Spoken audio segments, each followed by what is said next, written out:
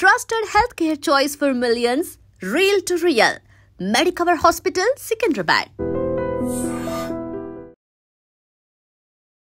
అందరికీ నమస్కారం. దైవ అనుగ్రహం కార్యక్రమానికి ఐడ్రీమ్ ప్రేక్షకులందరికీ స్వాగతం.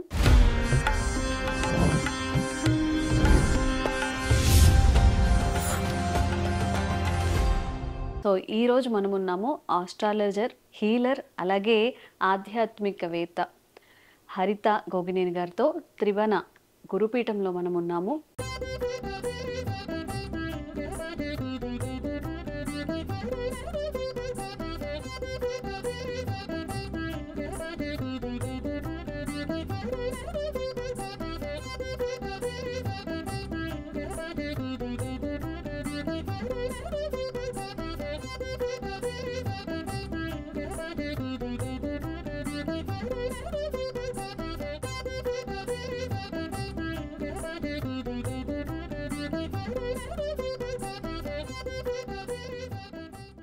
ఫస్ట్ ఎపిసోడ్ అనమాట, మ్యామ్తోనే స్టార్ట్ చేస్తున్నాము. చాలా శుభప్రదంగా.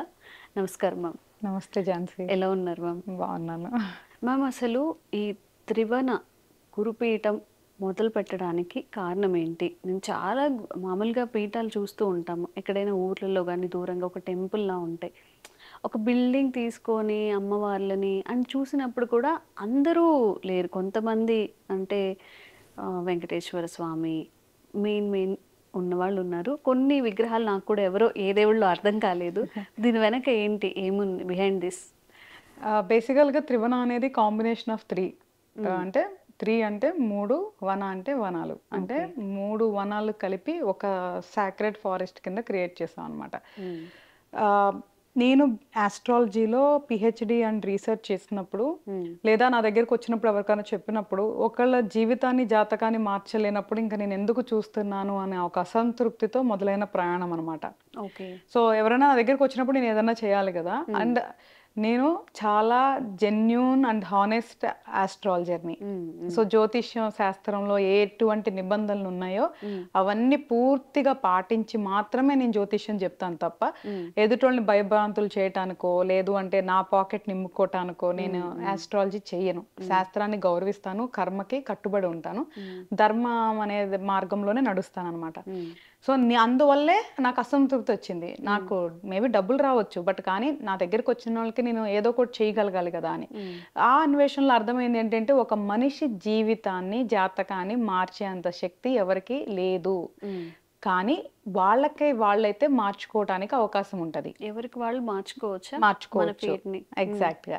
సో అందుకని ఇప్పుడు సిద్ధ గురువులు, యోగులు ఎట్లా అయ్యారు అంటే వాళ్ళు ఎంతో మంత్ర సాధన తపస్సు చేయబట్టి వాళ్ళు ఎన్నో శక్తులు పొంది సిద్ధ గురువులు, యోగులు అయ్యారనమాట.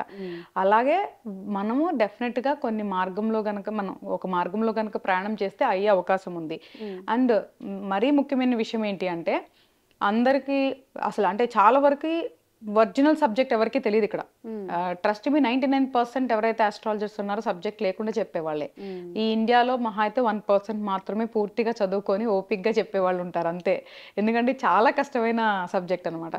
సో కాబట్టి ఇప్పుడు ఏమవుతుంది అంటే నేను ఒక మార్గాన్ని కనుక్కోవాలి అనే ప్రయాణం మొదలుపెట్టిన తర్వాత అర్థమైంది ఏంటంటే గ్రహాలు, సో మనిషి కర్మానుసారం గ్రహాలు వాళ్ళ స్థానాల్లో కూర్చొని మనకు సంబంధించిన ఎంత నడిపిస్తూ ఉంటారు అనమాట. ప్రభావం అనేది ఉంటుంది 100%. అసలు మనం ఏం ఉండదు.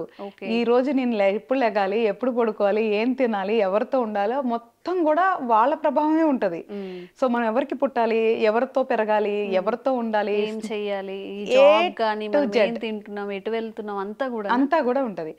సో కాబట్టి అందుకే మనం కొంతమంది రూపం, మనం తినే అలవాట్లు, వాళ్ళ మనుషుల అలవాట్లు బట్టి అసలు ఏ గ్రహాలు వాళ్ళకి ప్రాబ్లం ఉన్నాయి, ఏ గ్రహాలు ఫేవర్గా ఉన్నాయి కూడా కొంతమందికి సబ్జెక్ట్ అర్థమవుతుంది రియల్ ఆస్ట్రాలజర్స్ కి. సో కాబట్టి అప్పుడు నాకేం అర్థమైంది, మనం ఫోకస్ ఏంటి, బేసికల్గా కర్మను తగ్గించుకొని గ్రహాలని ప్లీజ్ చేసుకుంటే కంపల్సరిగా ఎంతో కొంత చేంజ్ అనేది లైఫ్ లో తీసుకురావచ్చు అని ఒక పెద్ద దాని గురించి ఏం చెప్తారు, చాలా పెద్ద కసరత్తు చేసి త్రివణ అనే ఒక కాన్సెప్ట్ ని రెడీ చేయడం జరిగింది. ఇప్పుడు ఇక్కడ నేనుంది జస్ట్ 1 స్టెప్.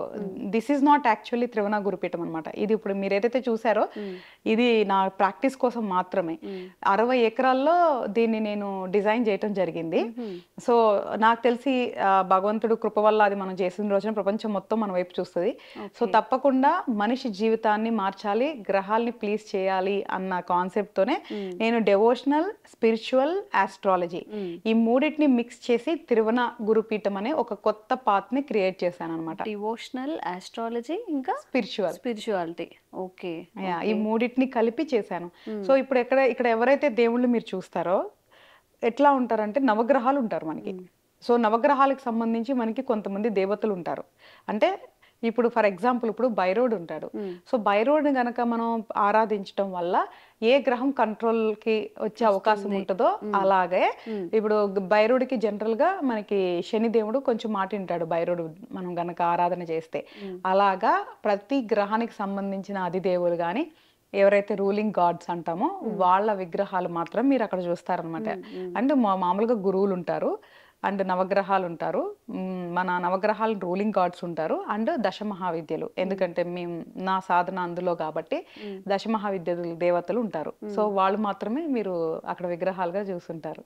ఓకే మ్యామ్, ఇప్పుడు ఎవరైనా కానీ మన భారతదేశంలో పుట్టాం కాబట్టి తప్పకుండా మనం డివోషనల్ భక్తిని నమ్ముతాము, గ్రహాలనే నమ్ముతాము. కానీ చాలామంది ఉంటారు ఏంటంటే గ్రహాలు కాదు, అనుగ్రహం కాదే, దైవ అనుగ్రహం కాదు, ఇంకేమీ కాదు, మన హార్డ్ వర్కే మనకి ముందుకు నడిపిస్తుంది అని చెప్పి. నిజంగా ఒక మనిషి వెనక్కి లాగబడుతున్నాడు లేదా ఏదైనా పనులు ముందుకు వెళ్ళట్లేదు అంటే మీరు ఇదే ప్రభావం ఉంటుంది అనే అంటారా? గ్రహాలు కానీ లేకపోతే దోషాలు అంటూ ఉంటారు, ఇవే ప్రభావం అయి ఉండొచ్చా? అవును, యాక్చువల్గా ఏమవుతుందంటే ఒక మనిషి జీవితం ఎలా ఉండాలి అని నిర్దేశించబడే వాళ్ళు వస్తారు. చిన్న చిన్న మార్పులు చేసుకోవడానికి మనకి కొన్ని లూప్ హోల్స్ కూడా ఉంటాయి. సో అవి బేసికల్ గా ఆస్ట్రాలజీ అంటే మేము చూసి అవే చేసేది, అంతకంటే మేము ఏం చేయలేం. మేము ఒక మనిషి జాతకం చూసి ఏ గ్రహాలు వాళ్ళకి ప్రాబ్లమ్ గా ఉన్నవి, కర్మ ఎటువంటి కర్మ ఉంది చూసి దానికి సంబంధించిన మార్గం నిర్దేశిస్తాను. అందుకే గురుపీఠం అన్నాం మనం వేరే ఏది పెట్టలేదు. త్రివణ గురుపీఠం అని ఎందుకు పెట్టామంటే గురువు అంటే గైడింగ్ ఒక పర్సన్ ని గైడ్ చేసేవాళ్ళు కాబట్టి మనం ఇక్కడ ఓన్లీ పాత్ చూపిస్తాం, నడవాల్సింది వాళ్ళే. అండ్ ఇంకొకటి దైవాన్ని నమ్మినా నమ్మకపోయినా ఒకవేళ మీరు అన్నట్లు నిజంగా వాళ్ళు హార్డ్ వర్క్ చేసుకుంటూ నమ్మినా నమ్మకపోయినా వాళ్ళ పని వాళ్ళు చేసుకున్నంత వరకు అదేం తప్పేం కాదు. సో ప్రతి ఒక్కళ్ళు అంటే దైవాన్ని నమ్మి సమయం కేటాయించాలని ఏం లేదు. మనము అధర్మంగా వెళ్లకుండా మన పని మనం చేస్తున్నంత వరకు కూడా మంచిదే. వర్క్ ఈజ్ వర్షిప్ అని అంటారు మన దగ్గర, పనే దైవం. సో పని మీద కూడా శ్రద్ధతో చేసి దాన్ని కూడా దైవం లాగా చేస్తున్నారు అంటే వాళ్ళకి తెలియకుండానే వాళ్ళు ఆల్రెడీ మెడిటేషన్ చేస్తున్నట్లే. సో మనం అన్ని కూడా అంటే ఇప్పుడు దైవానుగ్రహం లేదంటే దైవ భక్తి అంటే మార్నింగ్ లేచిపోయి గుడికి వెళ్ళిపోయి కొబ్బరికాయలు కొట్టడం అది కాదు. ధర్మాన్ని పాటించటమే దైవాన్ని గౌరవించటం. మన శాస్త్రంలో హిందూ ధర్మం అంటాం మనం. అంటే ఏంటంటే మన శాస్త్రంలో ధర్మాన్ని పాటించాలి, కర్మని జయించాలి అనేది మెయిన్ కాన్సెప్ట్. అదంతా ఒక పక్కన పెట్టేసేసేసి మనం ఎట్లా ఉంటది అంటే దేవుడి గుడికి వెళ్ళామా, కొబ్బరికాయ కొట్టామా, గోత్రం చదివించుకున్నామా, హుండీలో డబ్బులు వేసేసినామా, అయిపోయింది. ఇంకా దేవుడు ఇంకా మనకి ఫేవర్ అనుకుంటారు. మీరు ఏం చేసినా చెల్లిద్ది అనుకుంటారు. నో, అట్లా కాదు. మీరు 1000 పూజలు చేసినా తప్పే, అది లెక్కే. చెడు కర్మ అనుభవించాల్సిందే. ఇది సిస్టమ్ బేసికల్ గా. నేను కూడా అదే అడుగుదాం అనుకుంటున్నాను. ఇప్పుడు చాలా మంది ఇప్పుడు లగ్జరియస్గా బ్రతికే వాళ్ళందరూ కూడా టెంపుల్కి వెళ్తారు, అక్కడ అన్నదానం చేస్తూ ఉంటారు. బర్త్డేస్ అవి జరిగినప్పుడు కొంచెం ఏదన్నా వాళ్ళకి హెల్ప్ చేయడం అలాంటివి చేస్తుంటారు. ఇప్పుడు వీళ్ళు చేసిన చెడు ఏదైతే ఉందో ఇవన్నీ కూడా అధర్మంగా సంపాదించింది కానివ్వండి, అధర్మంగా వాళ్ళకి కలిసి వచ్చింది కానివ్వండి, ఇదంతా దేవుడికి మీరు అన్నట్టు ఒకరికి అన్నదానం చేయడం వల్ల కానీ లేకపోతే హుండీలో కొంత డబ్బులు వేయడం వల్ల కానీ పోతుందా? పోయే అవకాశం ఉంటుందా? పోతుందని అనుకుంటారు. ఎందుకంటే వాళ్ళ గ్రోత్ అనేది అలా అవుతూనే ఉంటుంది. పేదవాళ్ళుగానే ఉంటుంటారు, వాళ్ళు మాత్రం ఎదుగుతూ ఉంటారు. మరి దీని వెనక మరి భగవంతుడు ఏం చేస్తాడు? ఝాన్సీ, ఇది బేసికల్ గా ఇండివిజువల్ తలరాత బట్టి ఆధారపడి ఉంటుంది. ఈ జన్మలో వాళ్ళు పేదవాళ్ళుగా పుట్టాలా, ధనికులుగా పుట్టాలనేది వాళ్ళ కర్మానుసారం జరిగింది. సో ఇక్కడ ఎవరు కూడా గాడ్కి ఫేవర్, వీళ్ళు గాడికి ఇష్టం, వీళ్ళు గాడికి ఇష్టం లేదు అనేదానికి లేదు. మేబీ పేదోడు అంటేనే దేవుడికి ఇష్టమై ఉండొచ్చు, కానీ అలా అని చెప్పి డెవోషన్ కి దేవుడు వచ్చి తలరాతను మార్చడు. సో వాళ్ళ లెక్క వాళ్ళు తీర్చుకోవాల్సిందే. ఎక్కడన్నా పెద్ద అపాయాన్ని ఏదన్నా కొంచెం అలా తప్పించవచ్చు డెవోషన్ తప్ప, తలరాతలు మారవు డెవోషన్ వల్ల. ఓన్లీ ఎలాగా తలరాతలు మారుతాయని నేను చెప్తాను ఫస్ట్ నీ దానికి ఆన్సర్ చేసి. సో ఎవరైతే ధనికులు ఉన్నారో వాళ్ళు ఎలా సంపాదించారు అనేది ఈ ప్రపంచంలో ఎవరికి క్వశ్చన్ చేయడానికి లేదు. ఎందుకు లేదు అంటే ఎలాగైనా సంపాదించవచ్చు ఒక మనిషి. ఒకళ్ళని మోసం చేసి సంపాదించవచ్చు, మోసం చేయకుండా కూడా సంపాదించవచ్చు. ఈ రెండు విషయాలు తీసుకుందాం. మోసం చేయకుండా సంపాదించారు, దాని గురించి మనం మాట్లాడుకోవాల్సిన అవసరం లేదు. కానీ అసలు ఎవరు చూస్తున్నారు, అసలు వాళ్ళు మోసం చేసి సంపాదించారా మోసం చేయకుండా సంపాదించారా అనేది ఎవరు జడ్జ్ చేయగలరు? ఎలా ఉంటుంది అంటే అసూయతో కూడా అంటారు. ఎవరైతే డబ్బు సంపాదించారో వాళ్ళ మీద అసూయతో సంపాదించినోడు ఏమనిపిస్తుంది అంటే వాడేదో చేసి సంపాదించి ఉంటాడు అంటే కామన్ థాట్, మన చేతగాని తనాన్ని కవర్ చేసుకుంటూ వాళ్ళ మీద ఉన్న అసూయతో అనే మాట అది. నేనేమంటానంటే మోసపోయేవాడు ఉన్నంత వరకు మోసం చేసేవాడు ఉంటాడు. మోసపోయేవాడిది మోసపోయే కర్మ అయితే మోసం చేసేవాడిది మోసం చేయాల్సిన కర్మ. సో దీన్ని ఇక్కడ ఒకరికి మోసపోవటంతో వాళ్ళ లెక్క తీరిద్ది, మోసం చేసిన వాళ్ళకి అప్పటి నుంచి లెక్క మొదలైద్ది. సో ఇదంతా ఒక సిస్టమ్ అనమాట. ఇదంతా ఒక ఏం జరిగినా కూడా ప్రతి దానికి ఒక లెక్క ఉంటది. సో కాబట్టి ఇప్పుడు నేనేమంటున్నాను, సరే ఇప్పుడు మోసం చేసి వాళ్ళు సంపాదించారు అనుకుందాం, దాన్ని మంచి పనులకు వాడుతున్నారు అనుకుందాం, మంచిదే. సో ఆ మంచితనానికి కావాల్సిన లెక్క మంచితనానికి వెళ్తది. బట్ ఒకవేళ నిజంగా ఒకళ్ళని బాధించి గనక మనం సంపాదించి ఉంటే దాని లెక్క దానికి వెళ్తది. సో ఈ రెండు లెక్కలు వేరే వేరేగా తీరుస్తారు. నేను అదే చెప్తున్నా, కర్మ అనేది చాలా పెద్ద సబ్జెక్టు, మనం అంత సింపుల్ గా తేల్చి చెప్పేది కూడా కాదు. బట్ వెరీ సింపుల్ గా ఏం చెప్తున్నానంటే చెడు కర్మకు ఎలా లెక్క ఉంటుందో మంచి కర్మకు అలాగే లెక్క ఉంటది. సో ఇవి ఎక్కడంటే మనకి డిస్కౌంట్లు అనమాట. ఎప్పుడన్నా బ్యాడ్ సిచ్యువేషన్ వచ్చినప్పుడు ఈ మంచి కర్మ అనేది డిస్కౌంట్ కింద ఉపయోగపడుతుంది. ఓకే. అండ్ అసలు పునర్జన్మలు అంటూ ఉంటారు కదా మ్యామ్, ఇప్పుడు పోయిన జన్మలో చేశారు అందుకని ఇప్పుడు ఇలా అనుభవిస్తున్నారు, లేదా నువ్వు ఇప్పుడు ఇలా చేస్తున్నావు వచ్చే జన్మలో నీకు వేరేలా ఉంటుంది అని చెప్పి. ఒక్కొక్కరేమో మనిషి జన్మ అనేది చాలా చాలా ప్రీషియస్, ఒక్కసారి వచ్చిందంటే అది మళ్ళీ ఎన్ని కోట్ల సంవత్సరాలు పడుతుందో అని చెప్పి. మరి రెండింటికి ఏది వాస్తవం అంటారు ఇందులో? యాక్చువల్గా ఇక్కడ కాన్ఫ్లిక్ట్ ఏంటంటే మనిషి జన్మ అనేది అద్భుతమైన జన్మే, అందులో సందేహం లేదు. కానీ ఒకప్పుడు మనం పురాణాల్లో శాస్త్రాల్లో చేస్తే దేవుళ్ళకి పైన వాళ్ళ మధ్య ఏదన్నా అయినప్పుడు వాళ్ళు శిక్ష అనుభవించాలన్నప్పుడు అవతారం మార్చడము, భూలోకానికి వెళ్ళి మనిషి జన్మ ఎత్తే అన్ని కర్మలు అనుభవించా అని చెప్తారు. సో ఎక్కడైతే మనిషి జన్మ అద్భుతం అని చెప్పారో మనిషి జన్మ ఎత్తి వాళ్ళు అనుభవించాలని కూడా చెప్తున్నారు. సో బేసికల్ గా మన శాస్త్రం, బేసికల్ గా హిందూ శాస్త్రం ప్రకారం జన్మలు ఉన్నాయి. ఓకే, మనం అదే నమ్మి ఉంటున్నాం. మన శాస్త్రం ప్రకారం జన్మలు, దానికి సంబంధించిన కర్మలు, ఇది మనకి సంబంధించిన ఒక వీల్లో మనం ప్రయాణం చేస్తున్నాం. సో డెఫినెట్గా జన్మలు అనేవి ఉండకుండా, నిజంగా జన్మలు అనేవి ఉండకుండా ఉన్నాయా అంటానికి ఎటువంటి నాకైతే సందేహం లేదు, ఉంటాయనే ఉంది. ఎందుకు అంటే ఎలాగ ఒక మనిషి ఒక్కరికి పుడుతున్నారు, ఒక ఫ్యామిలీలో పుడుతున్నారు, వాళ్ళు పెరిగే పద్ధతి అందరూ ఒకలాగా ఎందుకు ఉండట్లేదు? ఎందుకు కొంతమందికి ధనం ఉంటుంది కొంతమందికి ఉండట్లేదు? ఎందుకు అందరూ కొంతమంది మానసికంగా శారీరకంగా బాగుంటున్నారు కొంతమంది బాగోట్లేదు? సో వీటిలన్నిటికీ సమాధానం కంపల్సరిగా ఒక పెద్ద సిస్టమ్ ఉంది మనకి తెలియకుండా.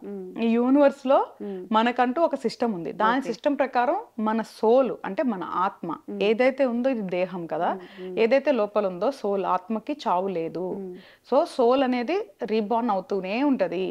ఏదైతే శరీరం ఉందో అది మాత్రమే మారుస్తుంది. మనకి భగవద్గీతలో చెప్పినట్లుగా ఎప్పుడైతే మనం బట్టలు పాతబడిపోయి చిరిగిపోతే వాటిని తీసేసి మళ్ళీ కొత్త బట్టలు ఎట్లాగో ధరిస్తామో, అలాగే ఆత్మ శరీరం ఎప్పుడైతే శిథిలావస్థకు వెళ్తుందో ఆ శరీరాన్ని వదిలేసి మరొక శరీరంలోకి వెళ్తుంది. కాబట్టి ఈ ఆత్మ అనే దానికి చావు లేదు. సో ఈ కర్మలన్నీ వర్తించేది మన ఆత్మకే. కాబట్టి మన ఆత్మ చేసుకున్న అకౌంట్ బట్టి మనకి ఏ జన్మ ఎప్పుడు రావాలి, ఎలా చేసుకోవాలని ఉంటుంది. సో మనిషి జన్మ అనేది అవకాశం. మనిషి జన్మ చెడు చేయడానికైనా ఏదైనా పాప కర్మని క్లియర్ చేసుకోవటానికి మనిషి జన్మ అనేది అవకాశం. సో మనం చిన్నప్పటి నుంచే మనకు వచ్చినప్పటి నుంచే మనం ఎందుకు పుట్టాం అనేది గ్రహించి మనం ఏం చేయాలనేది ఒక ప్రాపర్ ప్రణాళికతో వెళ్తే మాత్రం మళ్ళీ ఏదైతే ఉందో నెక్స్ట్ ఒకళ్ళ జన్మైనా బెటర్ గా ఉండేదానికి అవకాశం ఉంటది. తొందరగా ఈ యొక్క ఏమంటారు ఒక పెయిన్ ప్రాసెస్ నుంచి మనం విముక్తి పొందడానికి అవకాశం ఉంటుంది. ఇప్పుడు ఒకరు అన్యాయం చేస్తున్నారు, వేరే వాళ్ళకి పాపం చేస్తున్నారు అన్నా కూడా అది వాళ్ళు చేయాల్సి ఉంది అంతేనా? అంతే, గాడ్ అంతే, ఆయన నియమించాడు, వీళ్ళు చేస్తున్నారు అంతే, మన చేతుల్లో ఏం లేదు. ఉంటది, ఒకే ఒకటి ఉంటది. ఎప్పుడైతే మన యొక్క జాతక చక్రం నిర్ణయించబడి, మన యొక్క గ్రహాల స్థానాలు నిర్ణయించబడి, మన ప్రవర్తన, మన జీవితం నడుస్తూ ఉంటది. ఇక్కడ మొత్తం వీళ్ళ మీదే నడుస్తూ ఉంటుంది కదా, మనం ఏంటి అనేది నీ ప్రశ్న. మనం ఏంటి అంటే ఒకే ఒక చోట మనం అనేది వస్తుంది. ఇప్పుడు మనకు చెడు గ్రహం ఉంది, ఇప్పుడు చెడు దశ నడుస్తుంది, అప్పుడు మనకు వచ్చే ఆలోచనలన్నీ చెడుగా ఉంటాయి. సో ఏమని చెప్తుంది అంటే చెడు గ్రహం మనతో తప్పు చేయించడానికి హరిత నువ్వు వెళ్ళి ఝాన్సీని కొట్టు అని చెప్పింది. అసూయతోనో ఇంకొక రకంగానో నన్ను ప్రేరేపించి నేను ఝాన్సీని వెళ్ళి కొట్టు కొట్టు కొట్టు అని చెప్తుంది. సో నేను మానవత్వాన్ని మర్చిపోయి మూర్ఖత్వంతో మృగంలాగా నేను వెళ్ళి ఝాన్సీని కొట్టాను అనుకో, వాళ్ళు అనుకున్నది జరుగుతుంది. మళ్ళీ ఏదైతే నాకు రాసి ఉండాలో నెక్స్ట్ బ్యాడ్ కర్మ అనేది దానికి పెరిగిపోతా ఉంటది.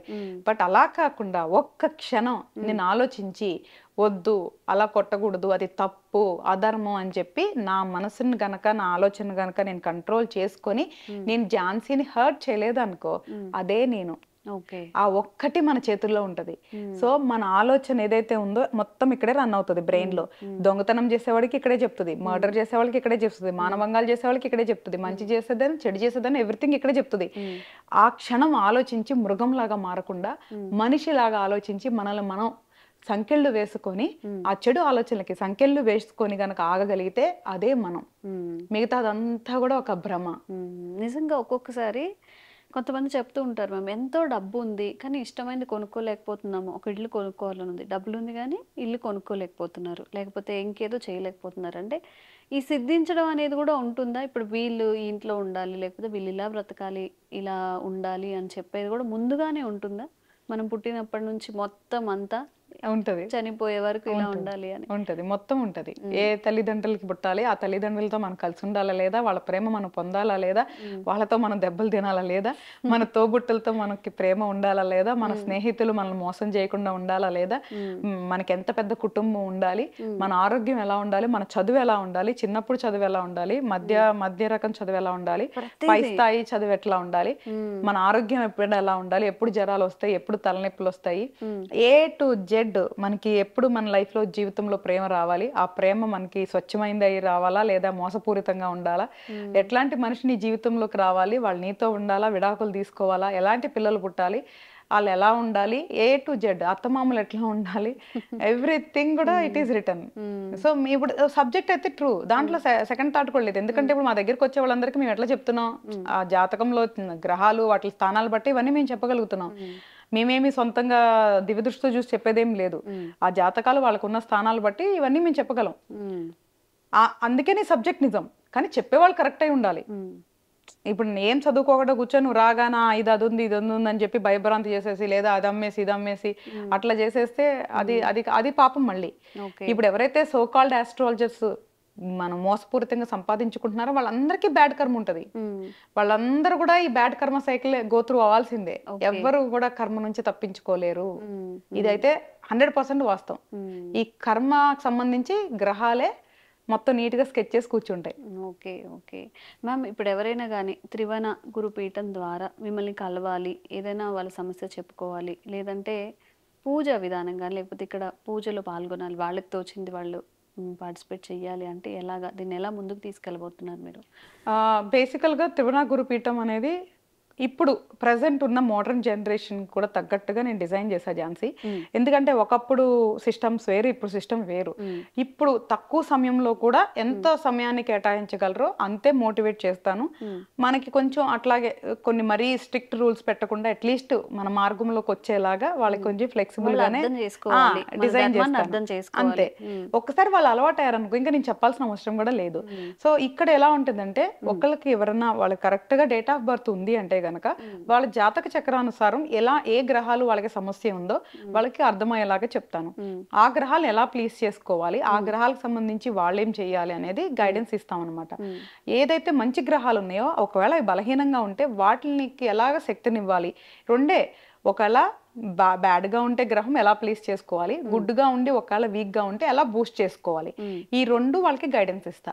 ఇవి స్వయంగా చేసుకోవటానికి నేను ఫస్ట్ ప్రిఫరెన్స్ ఇస్తా వాళ్ళకే వాళ్ళు. ఎందుకంటే వాళ్ళు మళ్ళీ నా దగ్గరికి తిరిగి రాకూడదు. ఎవరైనా మన దగ్గరికి వచ్చినప్పుడు వాళ్ళకి పూర్తి స్థాయిలో నేను ట్రైనింగ్ ఇచ్చి పంపిస్తేనే నేను గురువు. లేదు వాళ్ళు మళ్ళీ నా దగ్గరికి వచ్చేలాగా చేస్తున్నారంటే అప్పుడు ఇది గురుపీఠం అవ్వదు, ఇది కూడా ఒక వ్యాపార సంస్థ అవుతుంది.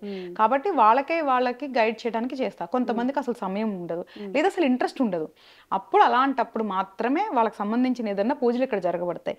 ఫస్ట్ అయితే మాత్రం సెల్ఫ్ పాత్, స్వయంగా వాళ్ళకి నడిచే మార్గమే చూపిస్తాను, మంత్రం ఇస్తాము, అది ఎలా సాధన చేయాలో కూడా మనం పూర్తిగా గైడెన్స్ చేస్తాము. చాలా సింపుల్ గా అనమాట, అంటే కఠినంగా కఠోరంగా ఏమి ఉండకుండా చాలా సింపుల్ గా గైడ్ చేయడానికి చూస్తాం. ఒకవేళ వాళ్ళ వల్ల అవ్వట్లేదు, సో వాళ్ళు అయ్యే వరకు వాళ్ళు అనుభవించలేరు కదా పాపం, అప్పుడు వాళ్ళ తరపున మనకి నవగ్రహాలకి జపం కానీ, నవగ్రహాలకు అభిషేకం కానీ, నవగ్రహాల హోమం కానీ, లేదా నవగ్రహాలకు సంబంధించిన అధిదేవతలకి పూజలు కానీ, మన శ్రీచక్ర మన ఆరాధన కానీ, మన రుద్రాభిషేకం కానీ, ఇట్లా డైలీ ఏదైతే దేవతలు ఉంటారో వాళ్ళకి సంబంధించిన పూజలు కానీ అవన్నీ కూడా ఇక్కడ మనం చేస్తామన్నమాట. సో ఈవెన్ ప్రతిదీ కూడా అంటే లైక్ దేవత అలంకారం దగ్గర నుంచి నైవేద్యం దగ్గర నుంచి ప్రతి ఒక్కటి కూడా డివోటీస్ పార్టిసిపేట్ చేసేదానికి ఉంటది అనమాట. సో అప్పుడు వాళ్ళకి పూజ చేస్తాం. అప్పుడు ఎట్లా ఉంటుంది అంటే, ఇప్పుడు జనరల్ గా గుడి కానీ వేరే చోట ఎట్లా ఉంటుందంటే, అర్చన అనగానే ఒక పూజలో మీకు 100 పేర్లు ఉంటాయి, మన దగ్గర అట్లా ఉండదు. సపోజ్ గా ఈ రోజు అలంకరణ అంటే ఒక్కళ్ళదే ఉంటది, ఆ ఒక్కరికి సంబంధించిన వాళ్ళ కోరిక, వాళ్ళకి సంబంధించిన గోత్రం, వాళ్ళు ఏదైతే వాళ్ళకి జరగాలనుకుంటున్నారో దానికి సంబంధించి మాత్రమే ఉంటది అనమాట. అది కూడా ఒక రోజు కాకుండా మన దగ్గర వారం గానీ మంత్ గానీ అలా ప్యాకేజ్ లాగా ఉంటది. ఒక రోజు చెప్పగానే అలంకారం చేయగానే పూజ చేయగానే పనులు అయిపోతాయి అంటే ఈ ప్రపంచంలో అందరూ అన్ని చేసేస్తారు. ఒక క్రమశిక్షణతో ఒక క్రమ పద్ధతితో చేయాల్సింది కాబట్టి దానికి సంబంధించి ఒక ప్రాపర్ గైడెన్స్ ఉంటుంది అనమాట. Okay okay. మరి ఈ త్రివణ గురుపీఠం దగ్గరికి రావాలి, మన ధర్మాన్ని కూడా మనం కాపాడుకోవాలి అని చాలా మంది, అంటే చాలా పీఠాలకు వెళ్తూ ఉంటారు ఈ దైవానుగ్రహం పొందాలి అని కానీ, లేకపోతే మన వంతు మనం ఏదైనా కాంట్రిబ్యూషన్ చేయాలి అని కూడా ఆలోచిస్తూ ఉంటారు కదా. వాళ్ళందరికీ మీ తరపున ఏం చెప్తారు? త్రివణ పీఠంకి మీరు ఎలా స్వాగతిస్తారు అందరినీ? యాక్చువల్గా మనకి వెబ్సైట్ ఉంది ఝాన్సీ, లేదు అంటే కాంటాక్ట్ నెంబర్ ఉంటుంది. సో వాళ్ళు కాంటాక్ట్ చేసి అపాయింట్మెంట్ తీసుకొని రావచ్చు. వచ్చిన తర్వాత వాళ్ళ సమస్య ఏంటో, ఒకవేళ జాతక చక్రం ఉంటే మనమే సమస్య ఏంటో చూడొచ్చు.